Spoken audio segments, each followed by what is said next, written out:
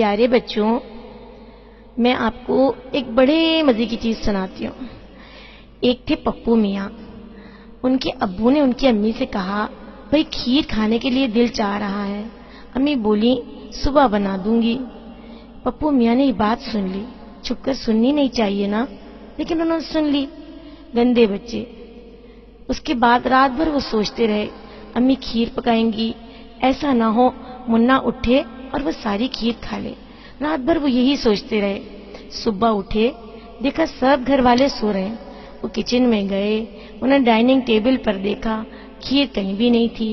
امی کے پاس آئے، امی کو اٹھایا، امی جی آپ کا چٹورا بیٹا کھیر کھا گیا، میری کھیر کھا گیا، کھیر کھا گیا، میری کھیر کھا گیا۔ امی جی آپ کا نادیدہ بیٹا کھیر کھا گیا، میری کھیر کھا گیا۔ امی بولی، بیٹا جاؤ، مجھے نیند آ رہی ہے، وہیں جا کے کچن میں دیکھو۔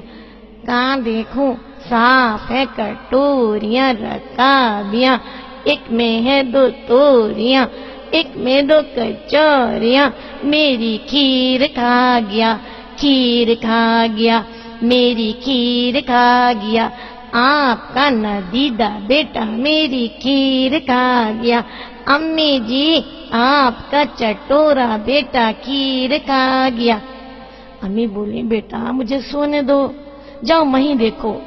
توڑ دوں گا بوتلیں، پھاڑ دوں گا کاپیاں، پھینک دوں گا پینسلیں، کھیر کھا گیا، میری کھیر کھا گیا۔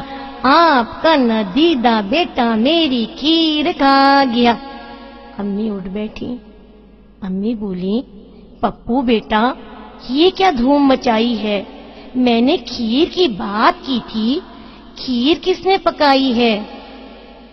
اللہ، کتنا بدگمان بچہ تھا نا، امی نے تو کھیر پکائی ہی نہیں تھی۔